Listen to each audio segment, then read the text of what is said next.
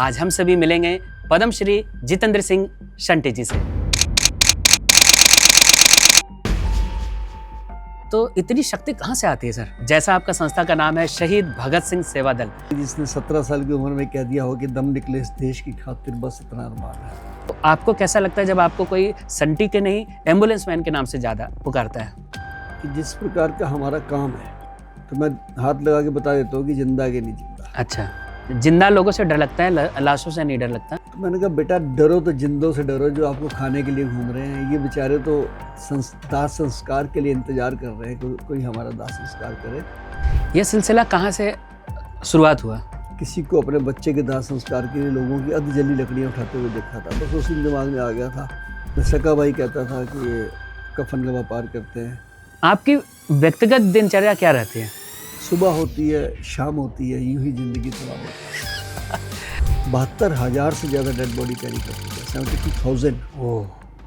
कोई भी व्यक्ति हॉस्पिटल में मृत्यु हो जाती है, उसका बिल चाहे 10 लाख है, 20 लाख है, 50 लाख है, डेड बॉडी वो रोक नहीं सकते हैं। अच्छा, 10 मिनट के अंदर उनको बॉडी देनी पड़ेगी। अभी ब्लड बैंक जानते तो ये नहीं बोलते कि हमें ब्राह्मण वाला खून दे दो या मुस्लिम वाला खून दे दो। रक्तदाता है जीवन दाता, उससे बढ़कर सिर्फ विधाता या ईश्वर या आप, बीच में कोई जरिया नहीं है। नमस्कार, टॉक विद टंडन के आज के नए मेहमान से फिर से होगी मुलाकात, क्योंकि आज हम सभी एक ऐसे भारत के शख्सियत से मुलाकात कराएंगे जो हमारे देश की शान है, हर युवाओं की प्रेरणा है, जिन्हें देश के सर्वोच्च सम्मान पद्मश्री अवार्ड से भी नवाजा जा चुका है। आज हम सभी मिलेंगे आज के हमारे मेहमान पद्मश्री जितेंद्र सिंह शंटी जी से, जिन्हें एम्बुलेंस मैन भी कहा जाता है। तो आदरणीय शंटी जी, आपका पहले तो बहुत बहुत स्वागत टॉक विद टंडन के आज के मंच में। नमस्कार, धन्यवाद आपका टंडन जी टॉक विद टंडन में बुलाने के लिए। जब भी आपको देखता हूं तो मुझे, जैसा आपका संस्था का नाम है शहीद भगत सिंह सेवा दल, तो हमें शहीद भगत सिंह जी अगर होते तो शायद ऐसे ही होते। हम युवाओं के लिए आप प्रेरणा है, तो इतनी शक्ति कहाँ से आती है सर? जिनका आप नाम ले रहे हैं शहीद आजम भगत सिंह जी, उनके नाम के अंदर ही इतनी ताकत है। हम तो खैर उनके नाखून के बराबर भी नहीं हैं। और ये जब हमने संस्था शुरू करी थी, ये बात आई थी कि संस्था का नाम क्या रखें। हाँ, तो मैंने कहा जैसा नाम रखोगे वैसे लोग जुड़ेंगे। किसी बुजुर्ग के नाम से होगा तो बुजुर्ग लोग जुड़ेंगे, बच्चे के नाम से होगा बच्चे, महिला के नाम से होगा महिला। तो क्यों ना किसी क्रांतिकारी के नाम से रखें। अच्छा, और वो भी ऐसा क्रांतिकारी जिसने 17 साल की उम्र में कह दिया हो कि दम निकले इस देश की खातिर बस इतना अरमान है। तो ऐसे मुझे लगता है भगत सिंह जी अपने आप में एक शख्सियत थे। आज अगर दुनिया में, पूरी दुनिया में कहीं सर्वे कराया जाए कि सबसे पॉपुलर इंसान कौन है, कोई नहीं टिकता उनके सामने, ना कोई राजनीतिक ना सामाजिक। एक ही नाम है, शहीद आजम भगत सिंह। उन लावारिस शवों को जिसके पास लोग जाने से भी कतराते थे, आप उन सभी शवों का विधिवत दाह संस्कार किया। आपने कोरोना काल में मानवता की एक ऐसी मिसाल कायम किया कि आपको एम्बुलेंस मैन के नाम से जाने लगे आप। बहुत सारे फिल्में, शॉर्ट फिल्में, और हमें लगता है देश ही नहीं विदेश से भी बहुत सारे लोग आपके इस काम को देखकर बहुत प्रभावित हुए। तो आपको कैसा लगता है जब आपको कोई संटी के नहीं एम्बुलेंस मैन के नाम से ज़्यादा पुकारता है? खैर कोविड तो अब आया 3-4 साल पहले, लेकिन 95 से ही मैं एम्बुलेंस में चलता हूँ। अच्छा, उसके 2-3 कारण है कि जिस प्रकार का हमारा काम है, रास्ते में जा रहे होते हैं। आज भी मैं नोएडा से आ रहा था तो एक व्यक्ति सड़क के किनारे गिरा पड़ा था, कोई उनको हिट कर गया था। वो उठाता ही नहीं है।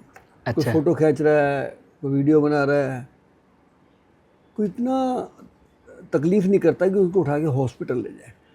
तो हमारे पास हमारी एम्बुलेंस में स्ट्रेचर, अच्छा, हर चीज़ होती है। इवन देन फर्स्ट एड का सामान, ऑक्सीजन सिलेंडर, एवरीथिंग हमारे रेडी रहता है। और अब तो इतने सालों में मुझे नॉलेज भी होगी कि जब आदमी पड़ा हुआ है तो मैं हाथ लगा के बता देता हूँ कि जिंदा के नहीं जिंदा। अच्छा, और कम से कम भी मैंने अगर 30 साल का मैं इतिहास छानूंगा तो 100 से ज़्यादा लोग मैंने ऐसे, जिनको मैं लोगों ने मृत घोषित कर दिया था और मैं उठा के हॉस्पिटल ले गया और बच गया। उनमें से कुछ तो मेरी आंखों के सामने आज भी है जिंदा। इसलिए मैं एम्बुलेंस में चलता हूँ और मुझे खुशी होती है जब मुझे कोई एम्बुलेंस मैन कहता है। अच्छा, मुझे याद है वो लम्हा, जब अभी मैंने एक इंटरव्यू भी आपका देख रहा था, तो उसमें आपने बताया था कि हमें जिंदा लोगों से डर लगता है, लाशों से नहीं डर लगता। तो आपको वाकई में इन शवों को देखकर, इन लावारिस लाशों को देखकर डर नहीं लगता? मैं अभी संभाजी नगर गया था, जिसको पहले लोग औरंगाबाद कहते थे। हाँ। वहाँ पे एक पद्मा अवार्ड सम्मेलन था,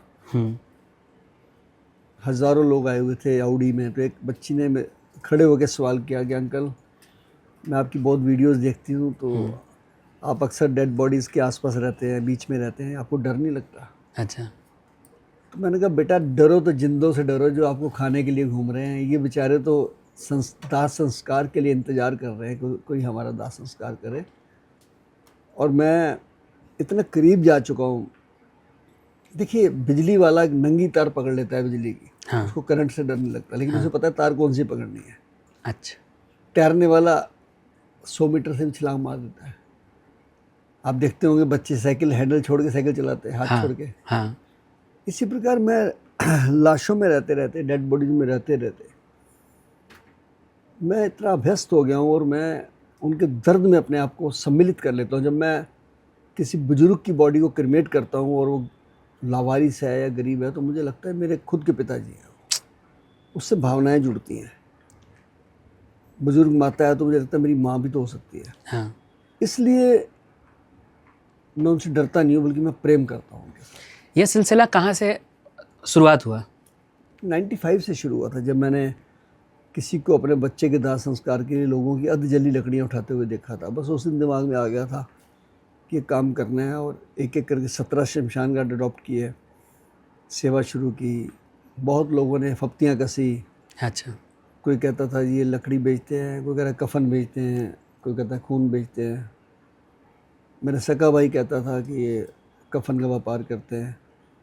लेकिन जब सेवा करेंगे तो हमें अपने कान बंद रखने पड़ेंगे, आंखें खुली रखनी पड़ेंगी, तभी हो पाएगी सेवा। देखो, राजनीति एक अलग चीज़ है, समाज सेवा एक अलग चीज़ है, और आप तो एम्बुलेंस मैन के नाम से, क्योंकि आपने चुनाव भी लड़ा, एक बार विजयी भी हुए, 3 बार, 2 बार काउंसलर रहा मैं, 1 बार एमएलए। हाँ, और अभी इस बार भी आपने दिल्ली विधानसभा में फाइट किया और अच्छी फाइट की।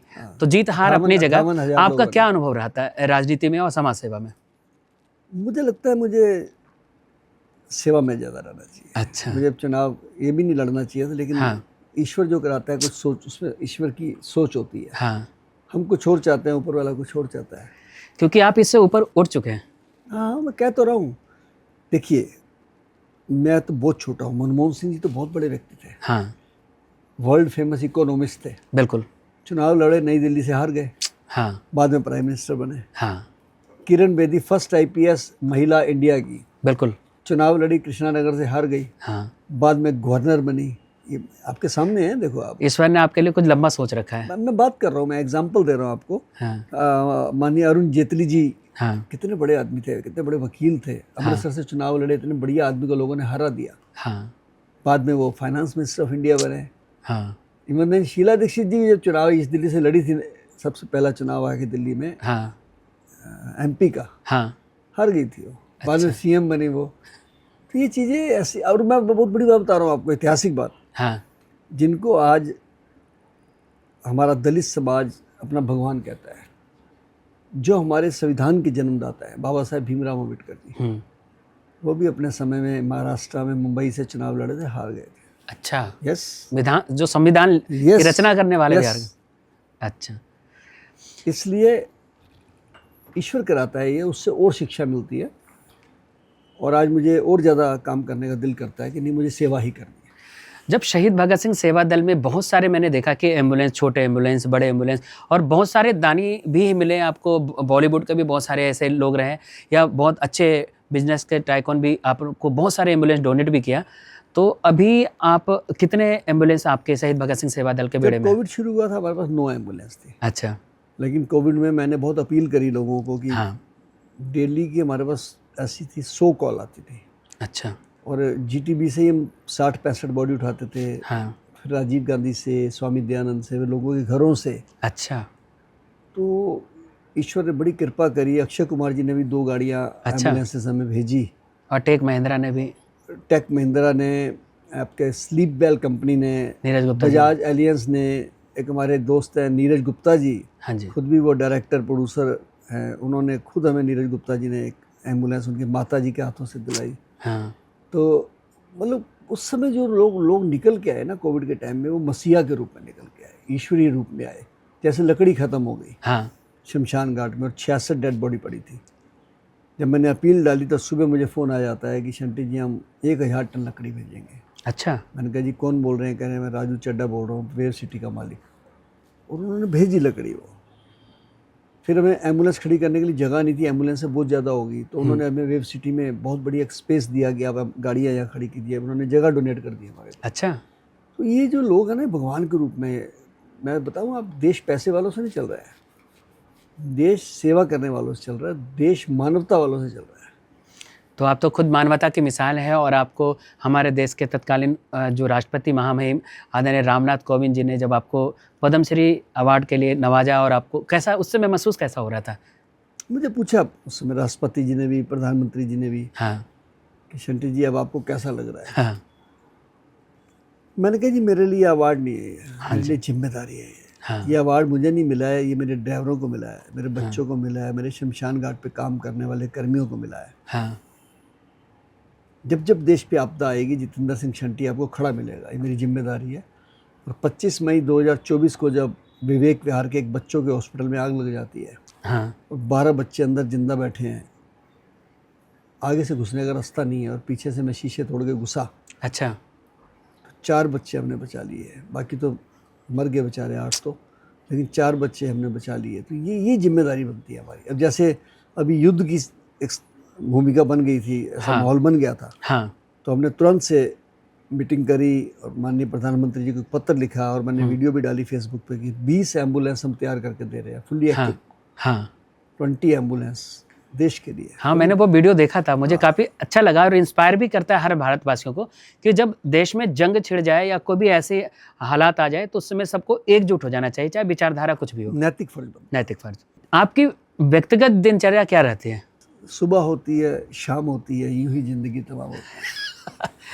मैं ज़्यादा समय लोगों को ही देता हूँ। अच्छा सुबह मैं 7:30-8 बजे घर से निकलता हूँ वॉक करके, हाँ और एम्बुलेंस पार्किंग चला जाता हूँ, क्योंकि अच्छा। जो रात से बुकिंग आती है 8, 10, 12, 15 जितनी भी हैं, हाँ सब जगह एम्बुलेंस भेजनी, हाँ करते करते 11 बज जाते हैं। फिर घर आके नाश्ता करता हूँ, फिर दिन में दुख सुख में जाना पड़ता है। हाँ शाम को फिर किसी की क्रिया है कुछ हाँ। है, और शाम को फिर देखता हूँ जाके कहाँ कहाँ आज एम्बुलेंस गई, कोई मिस तो नहीं हो गई हमारी कॉल, हाँ क्योंकि हम इस पिछले 30 साल में 72,000 से ज़्यादा डेड बॉडी कैरी कर चुके हैं, 72,000। ओह कोविड की हमारी 4,266 थी। अच्छा। तो जब तक मैं खुद ध्यान नहीं दूंगा ना जी, तो फिर मुझे लोग एम्बुलेंस मैन नहीं कहेंगे ना, अगर मैं वो ध्यान नहीं दूंगा तो तो मुझे। क्रिमिनेशन के बाद उनको आप उनके अस्थियों को भी विसर्जित भी करते हैं? हाँ, मैंने वो बहुत तो सारे हम शुरू वीडियो। से ही करते आ रहे हैं। जो अच्छा। लावारिस हस्तियाँ पड़ी रहती हैं किसी भी शमशान घाट हाँ में, हमारे वाले पे बहुत होती है वैसे तो सीमापुरी, हाँ तो हम हर महीने मेरा बेटा ज्योतजीत उनको एम्बुलेंस में रख के पूरा और प्रवाहित करके आते हैं हरिद्वार में जाके विधिवत। अच्छा।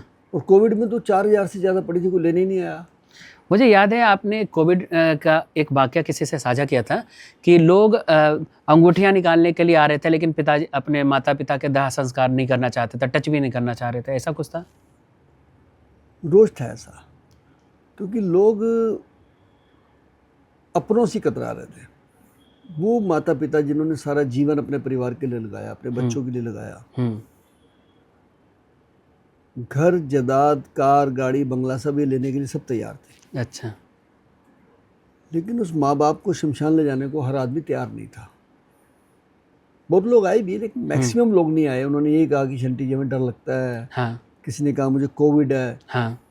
लेकिन जब लेके चलने लगते थे तो दर्शन करने के बहाने अच्छा। किसी ने माँ की बालियाँ उतार ली, किसी ने बाप की अंगूठी उतार ली, घड़ी उतार ली, चैन उतार ली, अंगूठे लगवा लिए, सारा कुछ देखा, रोज देखते थे हमको।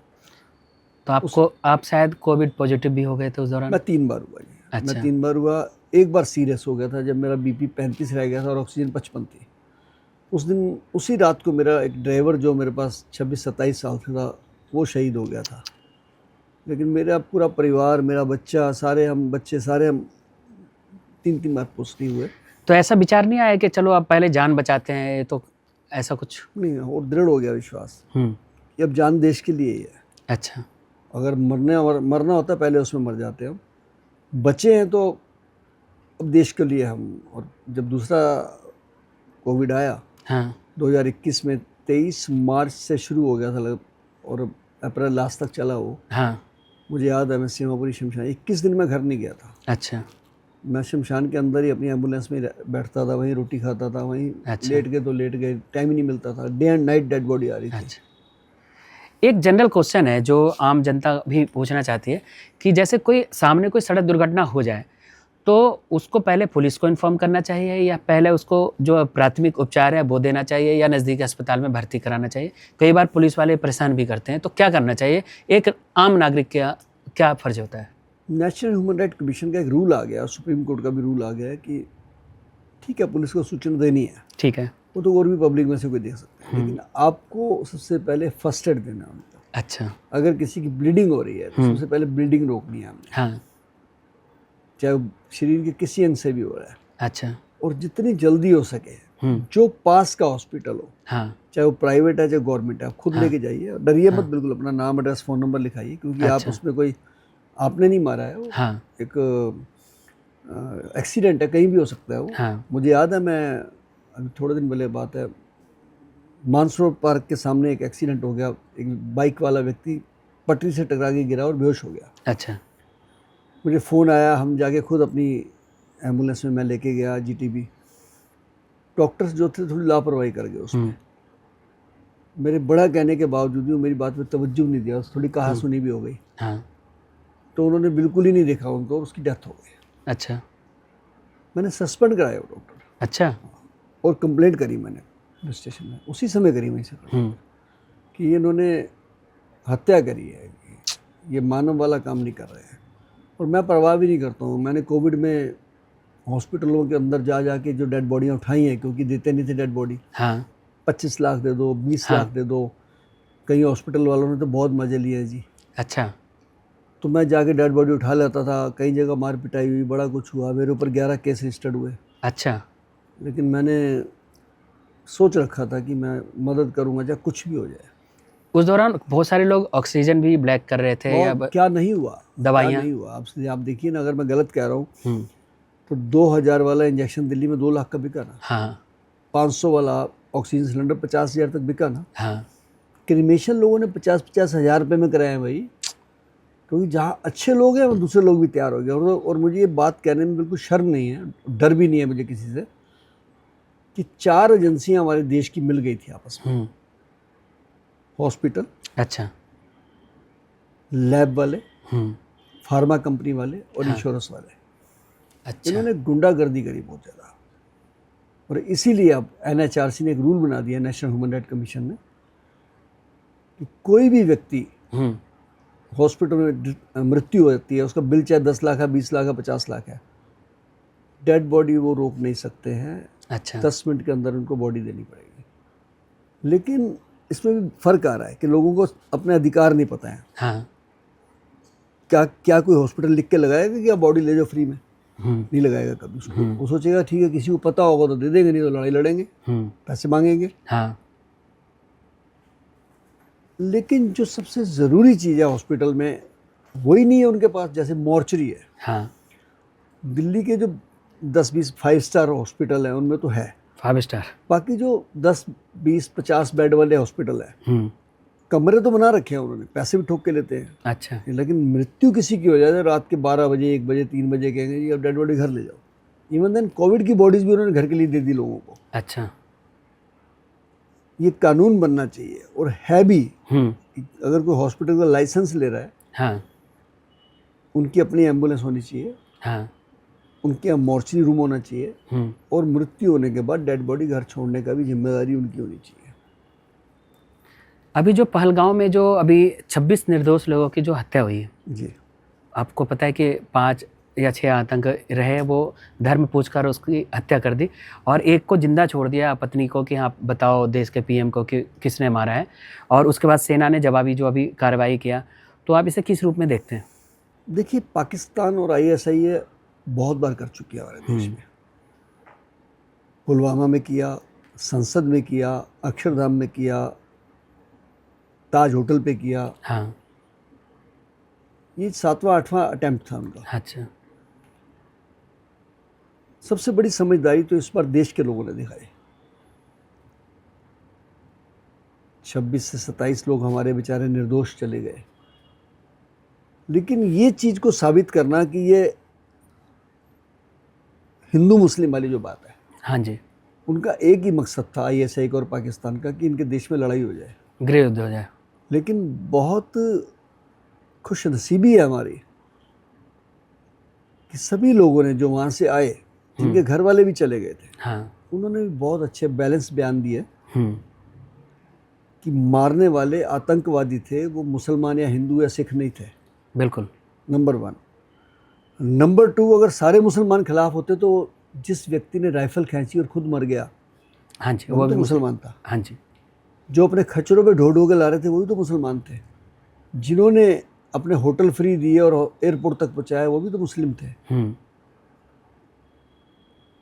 और हमारे साथ हमारा जब अटैक हुआ, अभी देखा आपने पाकिस्तान के ऊपर जब हमने अटैक किया, चाहे वो मिसाइल से हुआ चाहे ड्रोन से हुआ, आप क्या समझते हैं कि हमारी फौज में मुस्लिम नहीं है? बिल्कुल होंगे, ढेरों हैं। हाँ, क्या फ्रीडम मूवमेंट के अंदर भगत सिंह, सुखदेव, राजगुरु थे, अशफाकुल्ला खान भी तो था। बिल्कुल थे। हामिद जी को कौन भूल सकता है, उनकी हाँ, कुर्बानी को, हाँ, जो तोप के मुंह के आगे खड़े हों। तो ये चीज़ वो पैदा करना चाहते थे, पर हुई नहीं। हाँ, कि कश्मीर को, कश्मीरियों को बदनाम किया जाए, वो नहीं हुआ। उल्टा हमारे देश वालों ने उनकी सराहना की, कश्मीरियों की, और कश्मीरियों ने हमारी सराहना की, क्योंकि उनकी रोजी रोटी है। हाँ, तो आपका ये कहना कि आपका क्या उसमें व्यू है, तो मेरा तो व्यू भाई देश के साथ है। जो हमारे देश के साथ पंगा लेगा, उसका तो ये हालात खतरनाक से खतरनाक करना चाहिए, उनको बख्शा नहीं जाना चाहिए। और जैसे फुर्ती के साथ हमने जवाब दिया है, उनके घर में जाके ठोका है उनके आतंकवादियों को, हाँ, ऐसा ही होना चाहिए, और सारा देश खुश है इसमें। और मैंने एक बात और देखी है इस बार, सारा देश, सारी पार्टियां, सारे धर्म के लोग, सारे इकट्ठे हाँ, सारे राजनीतिक दल एक हो गए थे, सारे। क्योंकि हमें लगता है जब देश पे विपत्ति आए तो सभी को एक होना ही चाहिए, और बहुत अच्छी तस्वीर हमारे भारत की रही। एक और सवाल है आपसे कि जैसे कभी किसी के डेथ में हम लोग जाते हैं तो पूरा दिन हम लोग का बिल्कुल, पूरा दिन समझो बिल्कुल सैड हो जाता है, बहुत ज़्यादा उदास हो जाता है, और आप तो आए दिन एक दिन में कई बार 2, 4, 10 ऐसे संस्कार करते हैं, तो आपका कलेजा कितना मजबूत हो जाता है कि इन लोगों का साथ, जिससे आपका कोई खून का भी रिश्ता नहीं है, तब भी उसके अच्छे विधिवत संस्कार भी करते हैं, अपने टीम को भी प्रेरित करते हैं। और मैंने देखा कि बहुत अच्छी टीम है जो शहीद भगत सिंह सेवा दल को टेक्निकल तरीके से, क्योंकि उसके हेल्पलाइन पे कभी भी कॉल किया जाता है तो अच्छे से जवाब देते हैं, उसे कोऑर्डिनेट करते हैं। तो उसको आप ट्रेनिंग देते हैं या कैसे, आपके बैकअप टीम कैसे काम करती है? मैं अक्सर कहता हूँ कि हम मंदिर, गुरुद्वारे, जो भी हमारा रिचुअल्स है, हमारा धर्म है, उस जाते हैं, तो वहाँ जाके हमारे दिल के अंदर बजाय नीचापन आने के और ज़्यादा हम शेखी में आ जाते हैं कि आज तो भगवान के घरों आए हैं, अच्छा, हमारा कोई कुछ नहीं बिगाड़ सकता। हाँ, लेकिन जब हम शमशान जाते हैं, और फ्यू सेकंड्स के लिए भी, वो जब बॉडी जल रही होती है, तो एक विचार आता है दिल में कुछ सेकंड के लिए, यार क्या ले जाना है साथ, सब कुछ तो यहीं ले जाना है। वो फ्यू सेकंड हमारा जीवन बदल देते हैं। अच्छा, तो शमशान को मैं किसी बड़े से बड़े धार्मिक स्थल से अच्छा समझता हूँ, क्योंकि वहाँ जाके शिक्षा मिलती है, अच्छा, हमारे को हमारी औकात दिखती है। हाँ, अमीर गरीब सब एक साथ जल रहे होते हैं। हम अक्सर सुनते हैं स्टोरी की, सिकंदर जिसने पूरी दुनिया पे कब्जा किया, राज किया, हाँ, और जाते जाते वो कह के गया था कि जब मैं मरूंगा तो मेरी डेड बॉडी को कंधों पे नहीं, नीचे करके लेके जाना, और मेरे दोनों हाथ बाहर होने चाहिए, ताकि दुनिया को पता लगे कि सिकंदर साथ कुछ नहीं लेके गया। बहुत गहरी बात आपने कही है। ये बात हमें यहाँ रखनी चाहिए कि हमने कुछ साथ लेके नहीं जाना है। और आज मैं अक्सर एक बात देखता हूँ कि गरीब परिवार से जब कोई मृत्यु होती है, हाँ, उनके दिल में दर्द होता है, उनके परिवार में बहुत रोते हैं, कुरलाते हैं, क्योंकि उनकी रोटी रोजी, घर परिवार, सुख सुविधा, सब कुछ वही है, बाप है। हाँ, अमीरों के यहाँ चीज़ें नहीं रही हैं, उनके अंदर से प्यार नाम की चीज़ ख़त्म हो गई है, क्योंकि उनको लगता है कि बाप ने हमारे को फैक्ट्रियाँ हमारे नाम कर दी हैं, मकान हमारे नाम कर दिया, गाड़ियाँ कर दी हैं, बाप ही तो गया, बाकी सब कुछ तो यही है। उनकी आंखों में तो एक आंसू भी नहीं आता। तो ये मरने मरने का भी फर्क हो गया है। गरीब आदमी के अंदर घर से कुछ जाता है तो बहुत ममता जागती है, और आप देखते होंगे कि 12-13 दिन तक वो लोग शोक मनाते हैं। हाँ, अमीर आदमी की तो सुबह डेथ होती है, शाम को दुकान खुल जाती है। हाँ जी। वो कह टाइम ही नहीं है हमारे पास। लेकिन वक्त कुछ भी करा सकता है। वक्त ने ऐसा भी करा दिया कि लोगों को क्रिया करने का समय नहीं मिला। आपने देखा कोविड में मोबाइल पे क्रिया हो रही थी, याद है ना? हाँ कि बड़े बड़े अरबपति भी घर में बैठ गए थे। हाँ लोग निकलने से डरते हैं। वो वक्त फिल्म का नगमा था कि आदमी को चाहिए वक्त से डर के रहे, कौन जाने किस घड़ी वक्त का बदले मिजाज। ये मिजाज ही तो बदला, हमारे को हमारी औकात दिखाई। फिर भी नहीं सुधरते हम। अभी भी हम शादियों पे करोड़ों रुपए लगा रहे हैं, मकान पे लगा रहे हैं, हर चीज़ पे लगा रहे हैं। अरे जिनको ज़रूरत है वहाँ भी तो लगाओ कहीं पे आप। हाँ एक कोई हॉस्पिटल पे लगा दो, कहीं लगा। मैं कहता हूँ एक व्यक्ति, चलो मैं अपने पे लेके चलता हूँ, मैं बहुत बड़ा आदमी हूँ जी, मेरे पास बड़ा पैसा है जी, मेरी बहुत फैक्ट्रियाँ हैं जी, बहुत दुकानें हैं, बहुत सब कुछ है, कारें हैं, बच्चे हैं, जायदाद है। मेरे जाने के बाद ना कोई मेरे फैक्ट्री को याद करेगा, ना मेरी कार को याद करेगा, ना मेरे मकान को याद करेगा, ना मेरी दुकान को याद करेगा, ना मेरे बच्चों को याद करेगा। एक काम को अच्छा कर जाऊँगा ना, हाँ एक काम को ही मैं, हाँ। तो कई पुश्तें याद रखेंगी उसको। नहीं, आपको तो ऐसे भी पूरा देश याद रखेगा। मैं अपनी वजह से नहीं कहा, मैं एग्जाम्पल दे रहा हूँ। हाँ, हर व्यक्ति के मैं लिए। हर पैसे वाले व्यक्ति को ये कहूँगा, आप अपने पैसे से, बहुत हो गया धार्मिक स्थलों में हमने बहुत पैसा लगा दिया है। मैं खिलाफ नहीं हूँ, हम मंदिर, गुरुद्वारा, मस्जिद पे खूब पैसा लगाते थे, लगाते हैं, लगाएं, लेकिन आज ज़रूरत किसी और चीज़ की है। जैसे पहले गुरुद्वारे मंदिर में बर्तन लेने आते थे लोग, बिस्तरे लेने आते थे, अब वो चीज़ें ख़त्म हो गई हैं। आज ज़रूरत है डायलिसिस की मशीनों की, आज ज़रूरत है कंसंट्रेटर की, आज ज़रूरत है एम्बुलेंस की। अपना पैसा लोग इन चीज़ों पे लगाएं, हाँ ताकि और लोगों को जीवन तो मिले, क्योंकि ये बीमारियां पहले नहीं होती थी। हाँ आज जिसे देखो किडनी की बीमारी है, जिसको देखो लीवर की बीमारी है, खाना ही ऐसा खा रहे हैं हम। हाँ हर किसी के शरीर के अंदर कोई ना कोई बीमारियां चल रही हैं। जिनका डायलिसिस के लिए परिवार जाता है, उनसे पूछिए उनकी हालत क्या है। उनका घर बिक जाता है, उनका दुकान बिक जाती है, उनकी कारें बिक जाती हैं, कर्जे में आ जाते हैं वो।